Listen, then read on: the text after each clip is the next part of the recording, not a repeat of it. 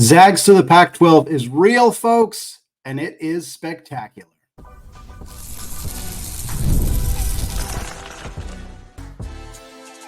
You are Locked On Zags, your daily podcast on the Gonzaga Bulldogs. Part of the Locked On Podcast Network, your team every day.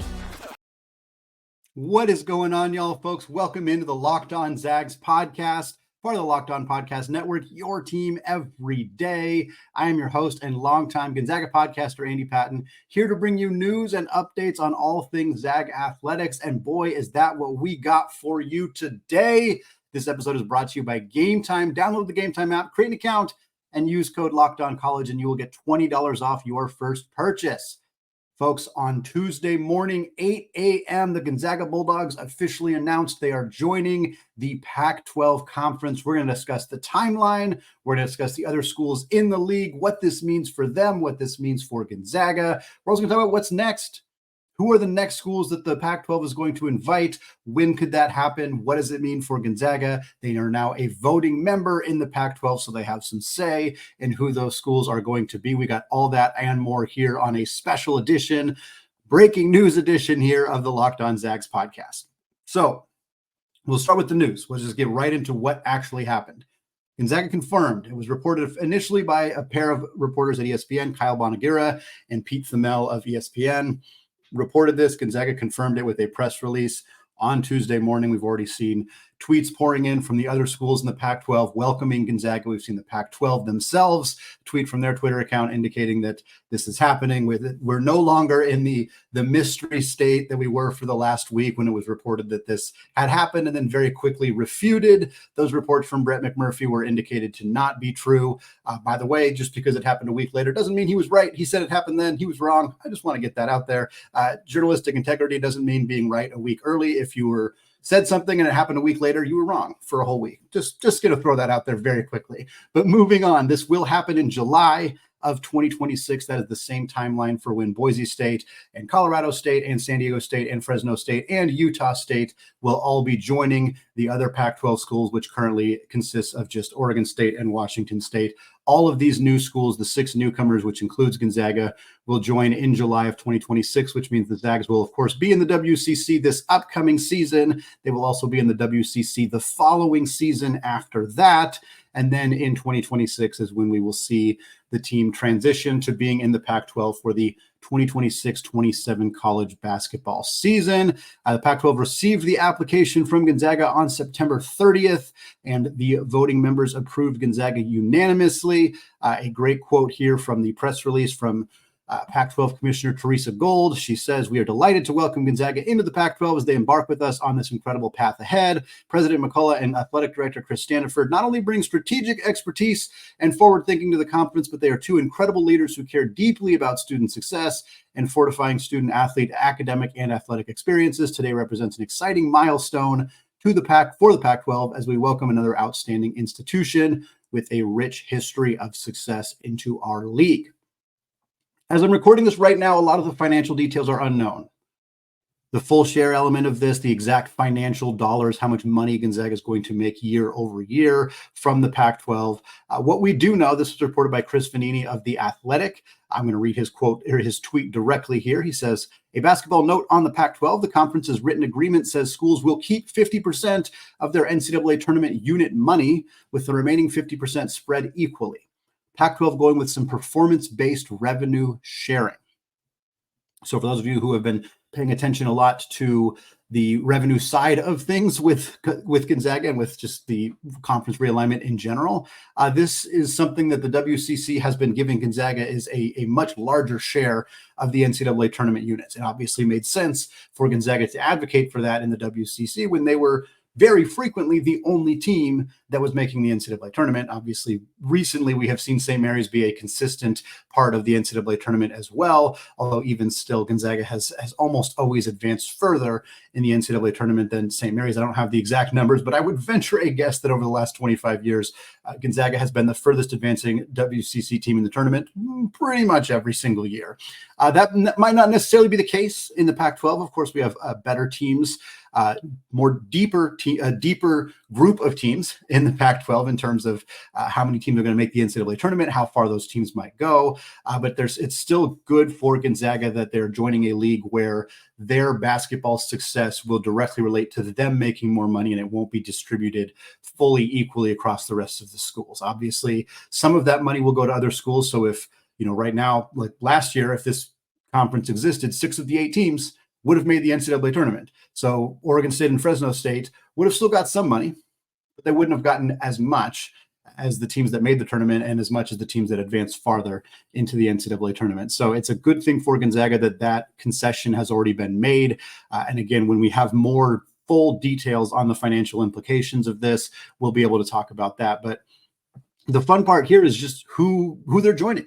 They're joining a league again with 2 members who are currently in the WCC in Washington State and Oregon State. So it'll be fun to see Gonzaga get a chance to compete against those 2 schools this year and next year as league members, kind of a teaser for what that's going to look like when they become actual members in the conference together in the Pac-12 starting in 2026. And then again, the other new additions, of course, all coming from the Mountain West. That would be Boise State, San Diego State, Colorado State, Fresno State, and Utah State, all joining at the same time in July of 2026. 4 of those 5 teams that are newcomers to the Pac-12 were all in the NCAA tournament last year.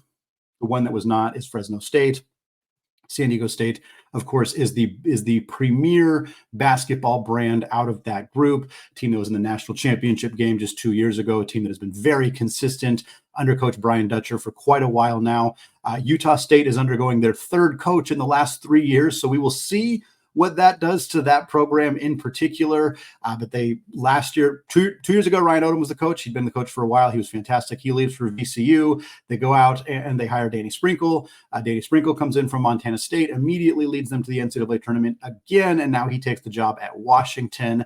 So we will see what happens with Utah State. Boise State, of course, coached by former Gonzaga assistant Leon Rice. They have been a consistent member of the NCAA tournament, although they have struggled to win games when they get into the big dance, but they are still typically there year in and year out. Colorado State has been a consistently well-performing program as well. And then, of course, Washington State made the tournament last year. That is a rarity for them typically, but something that perhaps we will see more of. I'm encouraged by the hiring of David Riley.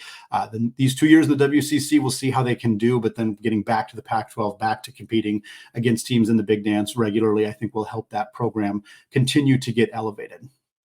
But yeah, a big part of this conversation is the fact that now that the Zags are in, the rest of the pursuits that the Pac-12 is going to make, we know they're going to get at least one more football school. They have to. Gonzaga does not move the needle for them in the football side of things, but they have to get at least one more football school. But it sure seems like they're kind of moving towards potentially building that basketball league, something we talked about on the show a handful of times. Could the Pac-12 pivot and prioritize building a basketball super league? And with Gonzaga now having voting rights in that conference, they have the ability to try to push that narrative to make that happen. And so what we're going to talk about now is what that might look like. Does that involve a few other schools in the WCC potentially following Gonzaga into the Pac-12? We're going to talk about that in just a second. But first, folks, let's talk about Gametime, because going to live events, it's the best. Whether it's music, theater, comedy, anything. And now we got live sports back. College football is back in action. College basketball is just about 1 month away, and I'm looking forward to making a lot of new memories this college hoops season. And great news, when you're getting tickets for this year, Gametime has a new feature called Gametime Picks that makes getting tickets for your favorite live events even easier. Gametime Picks filters out the fluff to show you only incredible deals on great seats so that you don't have to waste time searching through thousands of tickets. And if you want to see Gonzaga take on a future conference opponent, yes, you get a couple opportunities to do so in league play against Washington State and Oregon State, but in the non-conference, you want to head down to sunny San Diego in November on the 18th. The Zags taking on San Diego State at the Viejas Arena. You can get tickets for $245 a pop in Section A, and Gametime has their super deal, excellent seats right on the sideline, $486 for those tickets. So, folks, you can take the guesswork out of buying tickets right now with Gametime. Download the Gametime app, create an account, and use code LOCKEDONCollege. You get $20 off your first purchase. Again, create an account, redeem code LOCKEDONCollege for $20 off. Terms do apply. Download the Gametime app today. Last minute tickets, lowest prices guaranteed. All right, folks. Segment 2, still Andy Patton, still locked on Zags, and you bet we're still talking about the news from Tuesday morning. The Gonzaga Bulldogs officially accepted an invitation to join the Pac-12 conference starting in 2026. We already talked about the teams that are there in this league, 6 former Mountain West members, as well as the 2 remaining Pac-12 schools in Washington State and Oregon State. 5 Mountain West members, those 2 schools, and now Gonzaga. That makes 8 for our total right now. Again, as a reminder, for the Pac-12 to be FBS eligible in 2026, which is their biggest, most important thing for the conference, is being able to be a legitimate college football conference, get bowl eligibility. They want to eventually be in the conversation to get an automatic bid to the college football playoff. That is the most important thing for the Pac-12 right now. And indications are, after this happened, that the Pac-12 is now going to turn their attention back to fixing the football issue. And frankly, they should. I'm a strong advocate for the Pac-12 building a strong basketball conference, and I believe that's what they are going to do. In fact, Teresa Gold, the commissioner of the Pac-12, spoke to John Canzano and said Gonzaga was, quote, a big part of our plan. And Canzano is reporting that the Pac-12 is indeed looking to build a strong basketball league. I think I don't know if they've confirmed specifically their intention in doing so, or if it's more just, hey, this is clearly the direction they're moving, because the options to build a really strong football league kind of are dwindling. And so focusing on getting that last football school, and maybe a couple more. I don't think they're going to stop exactly at 8 for football schools. I think they want 9. I think they'd probably love to get to 10 in terms of just having 10 football brands. Just gives you a little bit more stability, a little bit more just kind of comfort being further above that line. But I think ultimately the Pac-12 is going to build a strong basketball league. They're going to prioritize football now. They landed their big fish in Gonzaga, but eventually they're going to move towards looking back at those basketball schools. And the big question for Gonzaga, for the Pac-12, and for the WCC is what happens to St. Mary's. Because we know the Pac-12 has had conversations about St. Mary's. We don't know the breadth of those conversations. We don't necessarily know how deep into those conversations they got. We don't even know how much of those conversations have actually happened with officials at St. Mary's. And there's a lot of questions about St. Mary's fit in the Pac-12. From a men's basketball perspective, sure, we can happily admit how great St. Mary's is now. They've been good for 20 years. Randy Bennett has done an incredible job. If he weren't in the same conference as Mark Few and Gonzaga, he'd probably get a lot more attention for the success that he has had in building this program consistently over the last couple of decades. But the issue with St. Mary's is that everything else just isn't really there. It's a very small school. It's a college. They're not an accredited university. Again, the former powers in the Pac-12, Stanford and Cal and Washington and those other schools, would have never even thought twice about adding a school like St. Mary's because of their size, because of their lack of being a big research academic institution. But this version of the Pac-12 is going to consider it. They're already having those conversations. But St. Mary's doesn't have a ton of resources. They're not flush with cash. Their facilities are fine, but they're not great. The rest of their programs outside of men's basketball would probably struggle in the Pac-12. Does that mean the Pac-12 extends a basketball-only invite to St. Mary's, where they just bring their men's and women's basketball programs into the Pac-12 and leave everything else behind? Is that the offer the Pac-12 is going to make to St. Mary's? If so, does St. Mary's accept that offer? If so, does the WCC continue to house the rest of St. Mary's sports, knowing that they don't really move the needle in terms of actually providing value to the WCC, whereas the men's basketball program in particular does? We had these questions with Gonzaga when Gonzaga was being tossed around as a Big 12, Big East potential member, like, oh, would they only join in basketball? And a lot of the conversations I was having was that the WCC is not just going to happily keep the rest of Gonzaga sports if they leave the basketball programs. I think the same is true for St. Mary's. So those are the conversations that are going to be coming up next. And again, I'll reiterate this. The Pac-12 is probably not going to turn immediately to St. Mary's next. I think they're going to start the the football conversations. As we're recording right now, it's being reported that UTEP has joined the Mountain West Conference. That's not a surprise. It had been rumored for a while. That's the school out of the picture for the Pac-12. Not a super high priority for them, but we know they're looking at schools like Texas State, perhaps as an option, New Mexico State potentially as an option. And we know Sacramento State is making a huge push to join the conference, but none of those schools move the needle much for basketball. And while I think Gonzaga is probably going to voice their opinion in said matter of like, hey, Sacramento State, New Mexico State, Texas State, they don't do anything for us. They don't do anything for us. And that doesn't mean that they're going to say absolutely not, because I think Gonzaga's main mission is get your football schools in line so that we can go turn around and figure out how to build up a huge basketball brand here.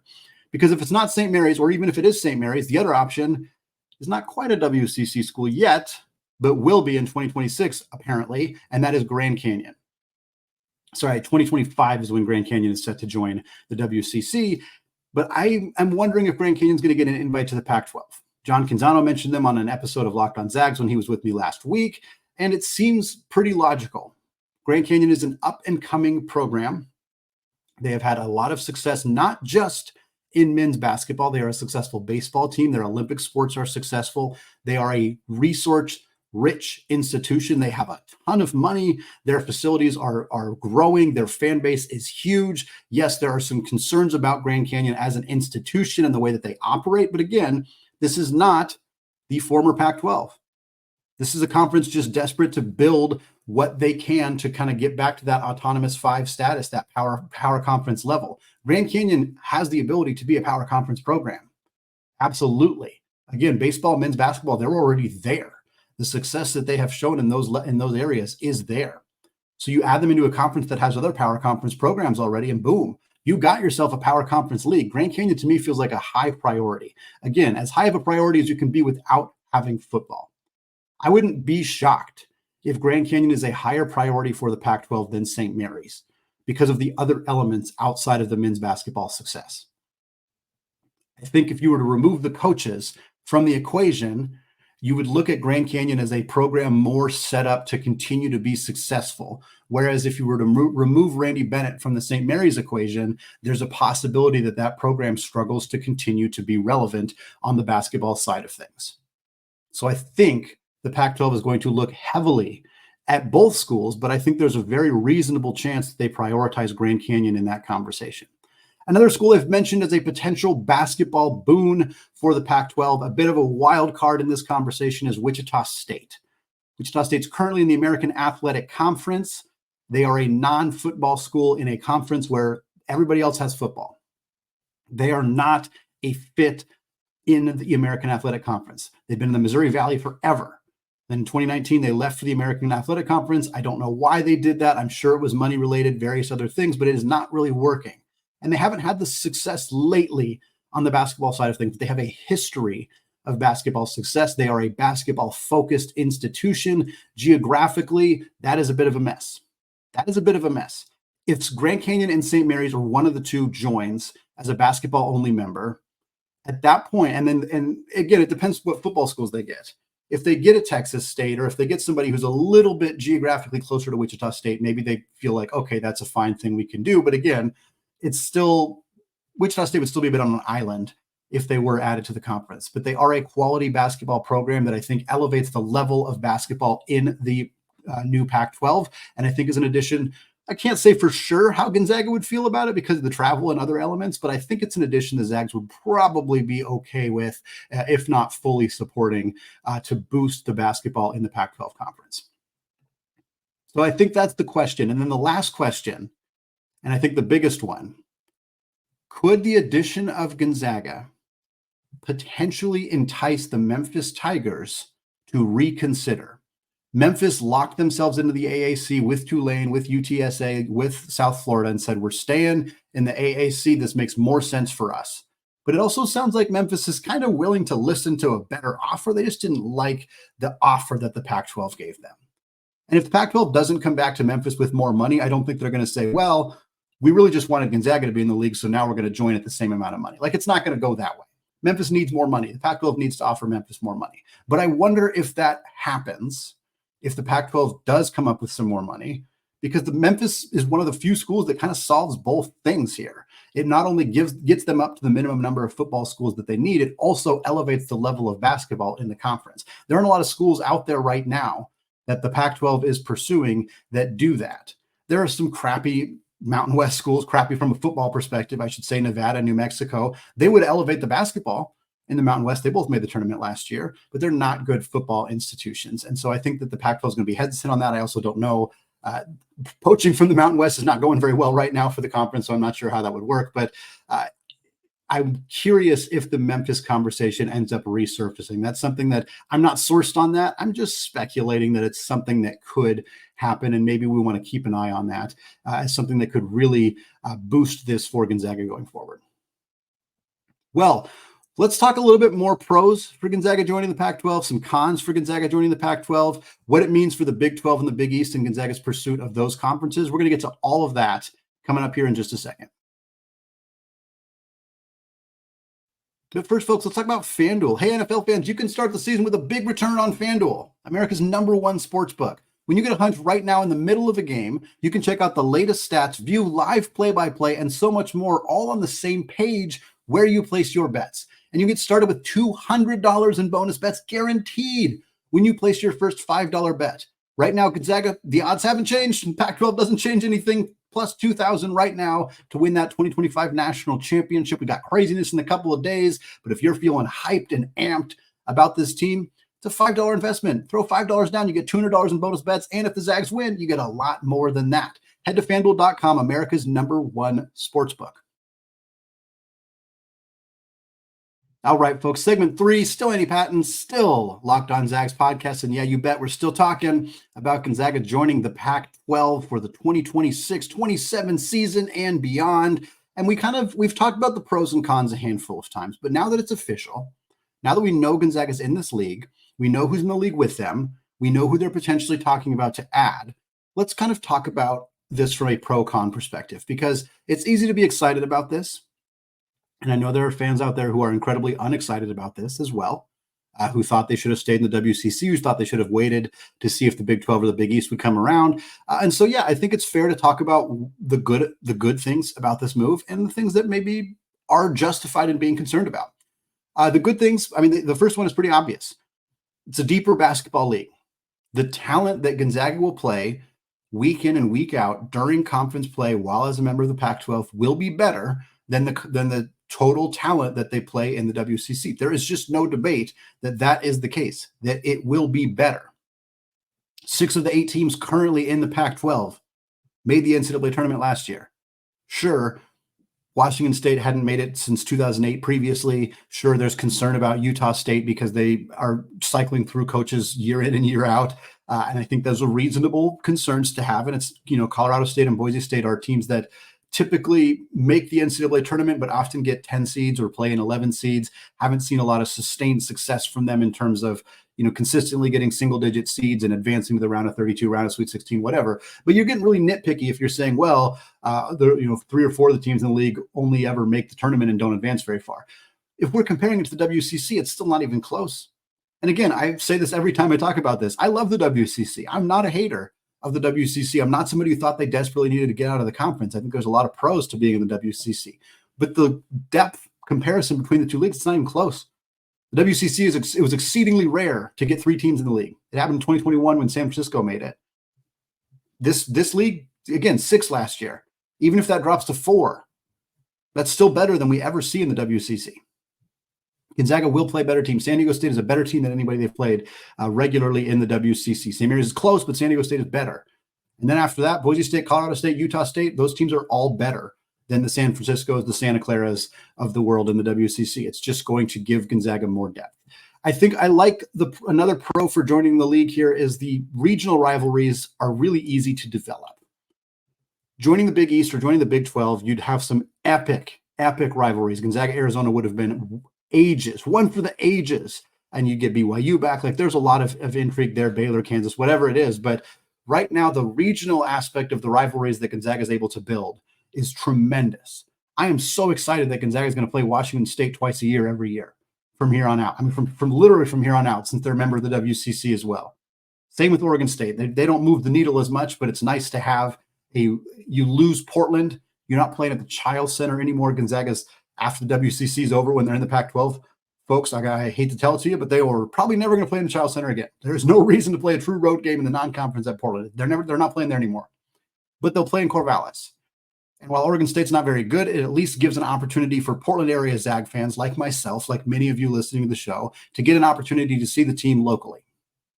Obviously, Spokane fans who struggle to see Gonzaga live because it's difficult to get in the McCarthy Athletic Center, they now have an opportunity to see Gonzaga in Pullman. or Boise. It's not that close, but it's close enough. You can make that trip. You can go see the Zag, and there's a ton of Zag fans in Boise. There's Zag fans in the Denver, Fort Collins area. There's Zag fans in the Salt Lake, Logan, Utah area. Like, there are a lot of new locations, and you lose the Bay Area. And I know Fresno's not the Bay. I know they're not in the same place, but it's still an opportunity to see Gonzaga in that general region, at least once a year when they go play at Fresno State. And again, a lot of the conversation for the pros and frankly for the cons is really going to depend on who else gets added. We'll talk about the cons in a second, but I'll tell you right this. If the rest of the additions the Pac-12 makes are Memphis and St. Mary's and Grand Canyon and Wichita State, you're feeling incredible. You're feeling incredible because now you got another great rivalry that already exists with St. Mary's. You got an opportunity to play Grand Canyon, who's a phenomenal basketball school. Again, Wichita doesn't really move the needle as much. Memphis, tremendous program. If the next additions for the Pac-12 are, hey, we're just going to round this thing up with Texas State and New Mexico State, be it 9 football schools, 10 basketball schools, call it good. That's not as great. That's not as great for the Pac-12. It's not terrible for Gonzaga. It's still a good league, but it doesn't move the needle nearly as much as it would if they were able to add somebody like a St. Mary's or a Grand Canyon or Memphis, which would be a huge monster addition if they could find a way to pull that off.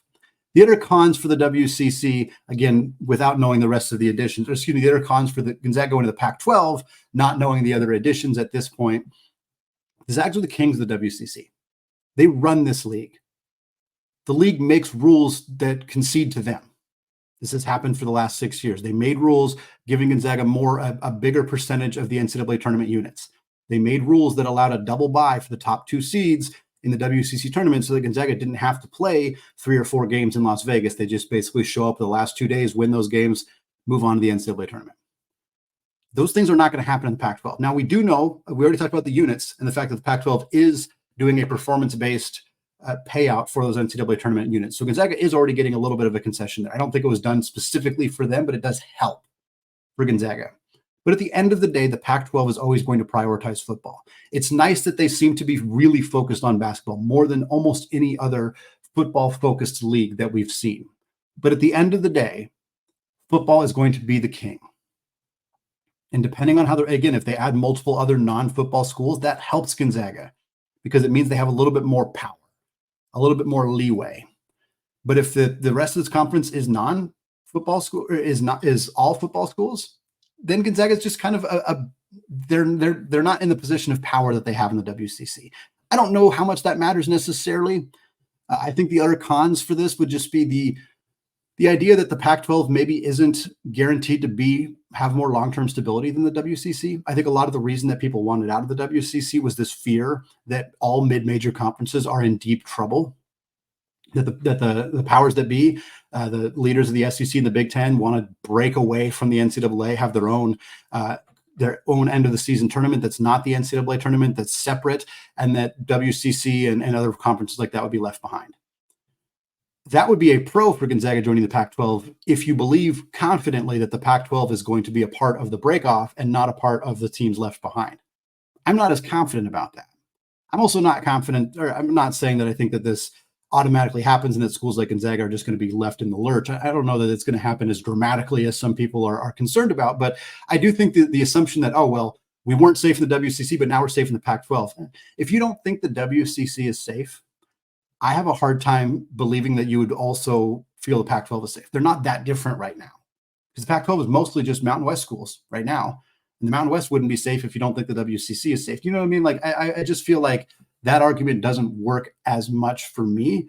I do generally think the Pac-12 has probably got a bit more stability. Obviously, they have football, which is a huge difference from the WCC, but I think I could see the argument of like, I'm not sure that this is necessarily a huge step forward. It's certainly not the Big 12 or the Big East. And I think that's a con if you're somebody who's like, well, how does this eliminate them from being in the conversation to be a team that joins the Big 12 or the Big East? I would say no, the Pac-12 conference's contract is not forever. It's possible the Zags could get out of it or just make a move if the Big 12 or the Big East are interested in them. When that contract is out, they could make a jump there. I don't think this fully eliminates them from being there, but I also don't think that Gonzaga makes this move to the Pac-12 unless they feel very confident that an invitation to either the Big 12 or the Big East is not coming in the next couple of years. They don't make this move if they think there's more than a 5% chance or 10% chance that one of those leagues invites them in the next 3 years. So to me, I feel like this is a move where Gonzaga says, this is our safest bet. This is our best bet at making more money, at joining a conference with more prestige, with more notoriety, and keeping ourselves safe from anything that might happen in the next couple of years. And if 3 or 4 years from now, the Big 12 or the Big East is interested, perhaps at that point we can make a move. So I think that this is a strong move by Gonzaga. I don't think it's a super risky move for Gonzaga.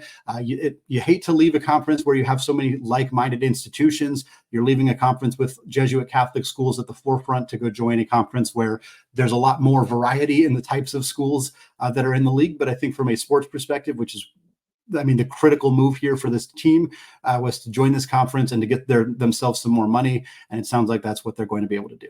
Folks, we're going to talk a lot more about this. We got plenty more conversation on this topic, what it means for Gonzaga. We didn't even really get into what it means for the WCC. We'll talk more about that as we hear rumors for St. Mary's and Grand Canyon, which I'm sure are going to pick up here over the next couple of weeks. We'll talk all about that. We'll continue our player preview series as well. Get you ready for Craziness in the Kennel. It is a busy time here on Locked On Zags. We got conference realignment, player previews, recruiting, all sorts of stuff coming your way.